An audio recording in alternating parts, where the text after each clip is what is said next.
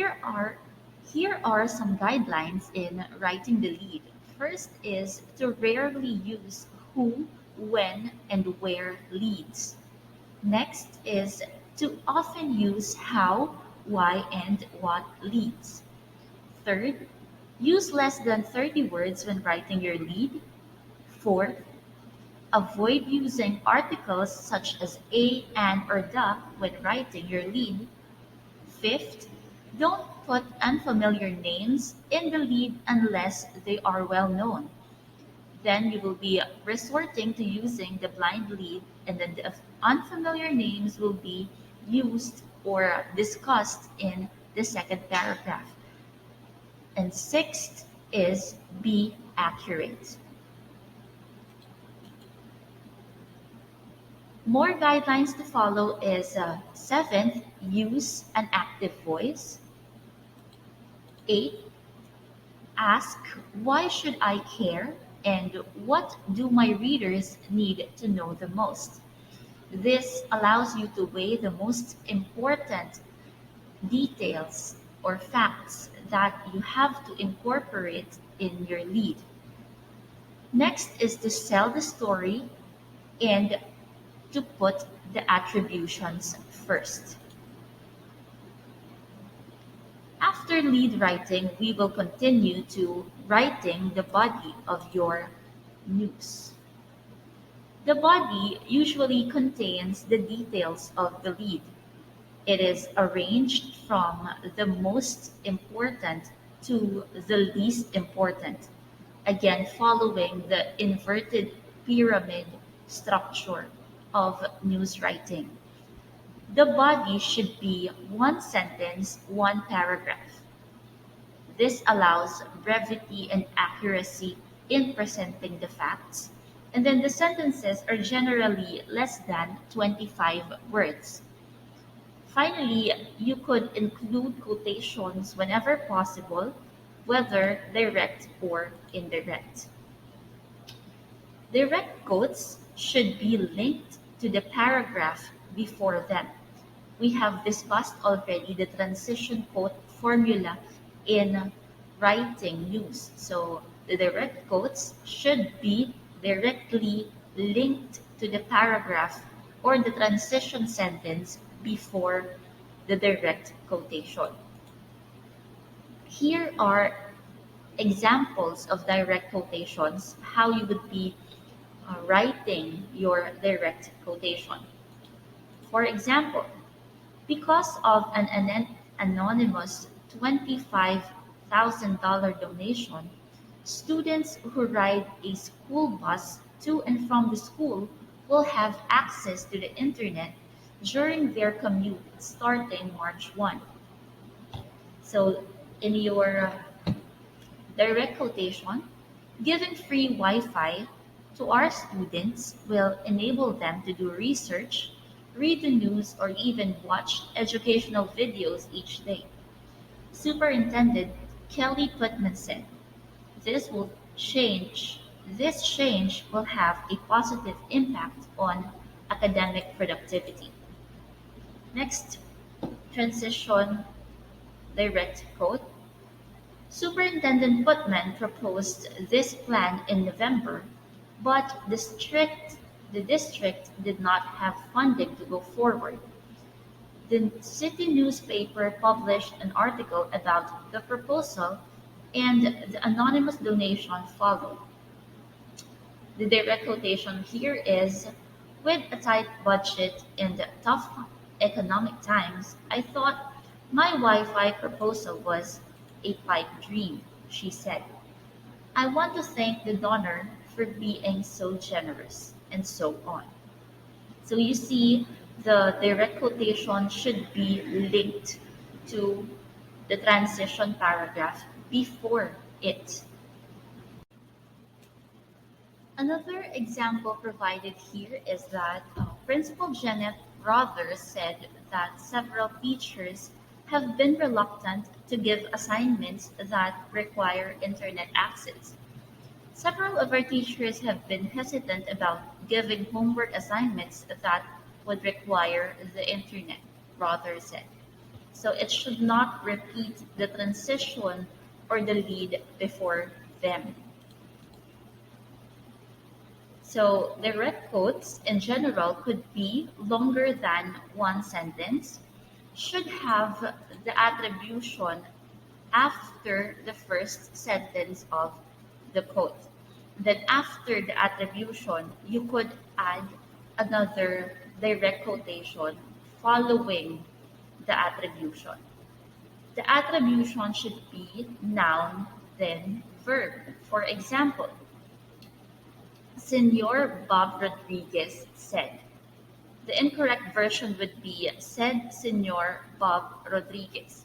But unless Senor Bob Rodriguez has an unusually long title, then you could use the verb then noun structure. But in this case, since it's only Senor Bob Rodriguez or it's just the name, and then you should have the noun first and then the verb. Another thing to remember when writing direct quotations, you should not place two people's direct quotations next to each other without a transition because this will bring confusion to your readers. So the transition is very, very important because it holds the story together. It provides cohesion to your sentences. Without transitions, again, as I've said, your news story would be very confusing.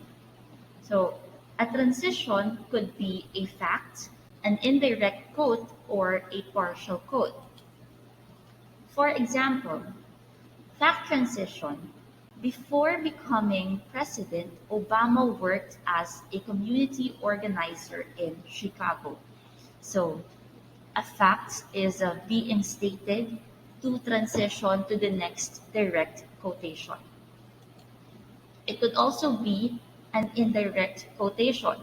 So we have here President Obama said he believes community service is more important than college in building character. So this is a indirect quotation.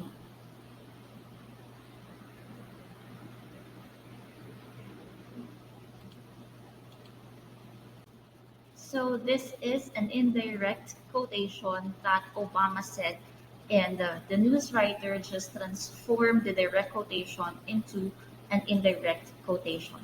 Next, we have the partial quote transition. How are we going to write a partial quote? For example, President Obama said he believes community service is extremely valuable lesson for every teen to have. So there is a partial quote inserted in this transition sentence. This is an example of a partial quote transition.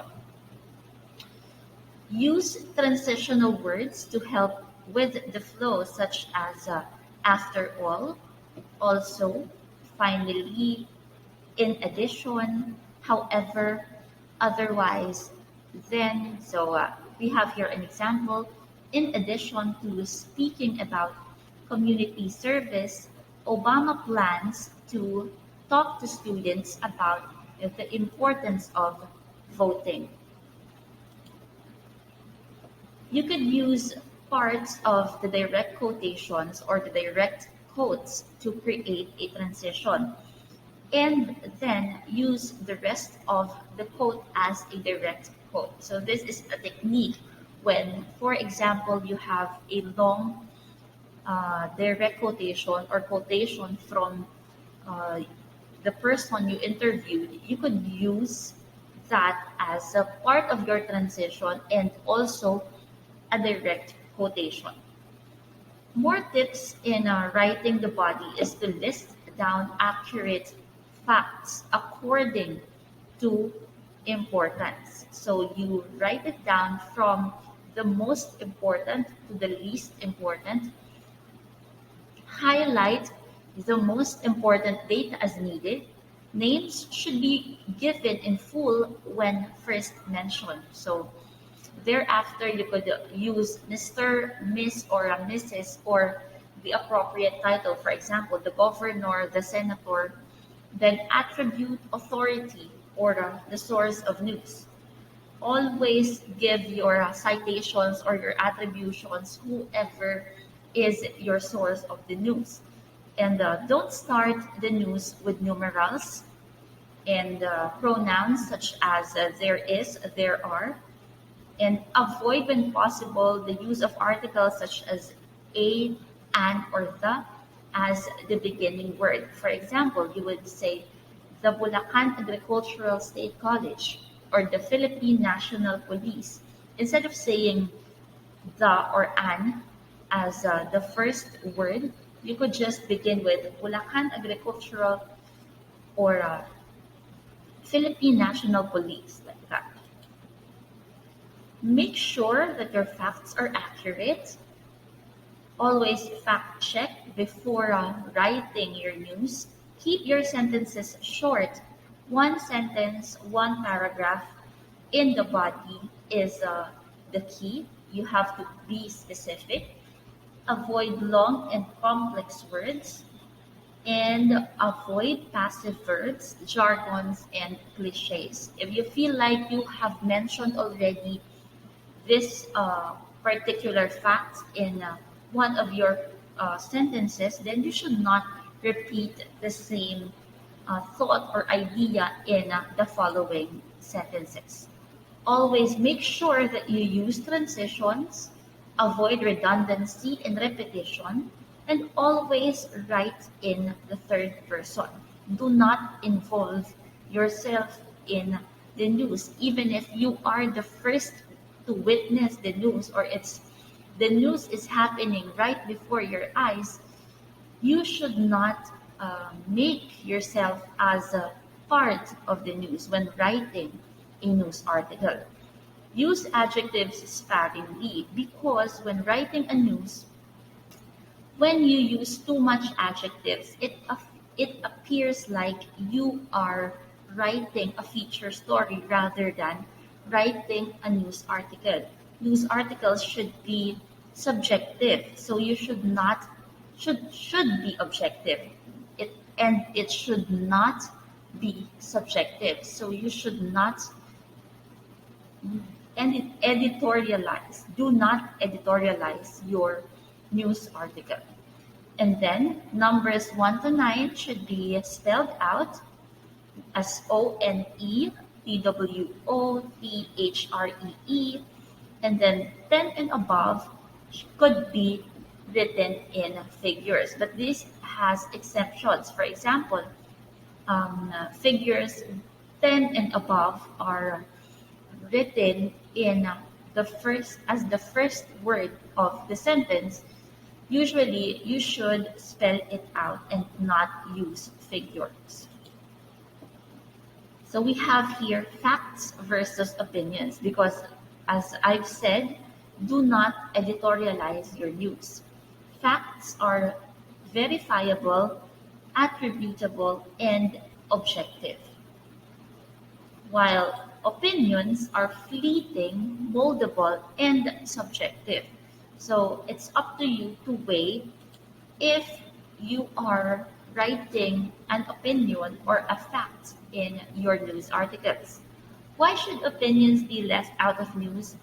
Of course, news articles are objective articles and it does not need opinions whenever you are writing your news because you are just relaying the facts, you are just relaying information to your readers. How do opinions in news stories impact a reporter's credibility? Well, if a news writer would be editorializing his or her article, then basically, if these um, opinions of the news writer are proven to be incorrect, then basically it could really have a negative impact on the news writer. Even if you are writing a news about probably the current president of the Philippines, or well, you are pro Lenny before, or you are not a supporter of the president, and you have written there several opinions about their reign during the past, then it could affect your credibility as a writer. So opinions, again, remember, these belong to the editorial page of the newspaper. So we have here a fact versus opinion meter. So a news story is sitting right here. No opinion, strictly no opinion. So as you go on, news analysis story could have some sort of opinion, but still very few. Sports story, opinion columns, and then movie reviews. There you could have a very strong opinion in that part, but then opinion columns should also contain facts before uh, writing an opinion about that certain fact. So we have here a section about writing school news. Since this is a campus journalism, what are the possible topics in school? So it could be a classroom story, an enrollment story, a meeting story, a program or party story, honor roll or awards story, school improvement, election, school organization or club, or out of school activity. So those are the possible topics that you could write when writing school news. Of course, you do not incorporate crime news or election news like nationwide elections, national elections in school news, or even kidnapping news, carnapping news. Those are not or strictly not part of the topics that you write in a school newspaper. So, where could you get these facts whenever you would be writing your news article? You could get it from offices, departments, or libraries, school calendar, invitation and memos, clubs and organizations, sports teams, students and teachers, the community. So let's review the transition quote formula. What types of lead should you use more? It is the how, why, and what lead. Where should you place the attribution for a direct quote? You should put the attribution right after the first quotation and then followed by the attribution. And then, if you would like to add another quotation, and then it should follow the attribution. How many sentences can a direct quote be? A direct quote could be more than one sentence. No? Following a transition, what should a direct quote do? Should it repeat? No, it should not repeat what a transition quote said, but it should elaborate further on the details in the transition quote. What can a transition be? It could be a fact, it could be a indirect quotation, or a partial quote. What is the purpose of a transition? A transition holds the story together. It adds cohesion to your news article. What can you do to create transitions? So, for example, there is a particularly long quotation from the person you interviewed. So, you could use part of that direct quotation as the transition quote, and then the rest of the quotation as the direct quotation. Okay? So, I have here a checklist for news stories. If you would be writing your news story, make sure that you have checked all of these questions. Are the most important facts? First, is the story accurate? Are the sources fully identified? Are the paragraphs short? Is the sentence structure varied in the story? Is the story neat and double spaced so that it is easy to read? Does your story flow? Did you use transition quote formula? Did you use the active voice? So we have here no no's for writing news stories. First, do not write a feature lead, especially if it's a straight news. Do not add adjectives in your lead. Then, do not add facts that are not originally part of the news. Putting attribution before the quote. Do not put the attribution before the quote, and do not miss the news peg. Do not miss important information and people. Do not stack quotes. Do not make direct quotation follow a direct quotation. And do not forget to use quotations. What will make a difference then? You have to get the news peg in the lead. Use the transition code formula and use the correct sources and quotations. So again, avoid editorializing. Avoid using the first and second person. You have to keep yourself out of the story. For example, you are part of the school. Do not say our school, rather the school. Messy handwriting, poor grammar and spelling, of course. Paragraphs that are too long, you should avoid that. Avoid misspelling the names in the story and avoid trying to use all of the information that you have gathered. Because sometimes some information are not necessary to be included in the news article. So we have here our references, and that's it for part 3.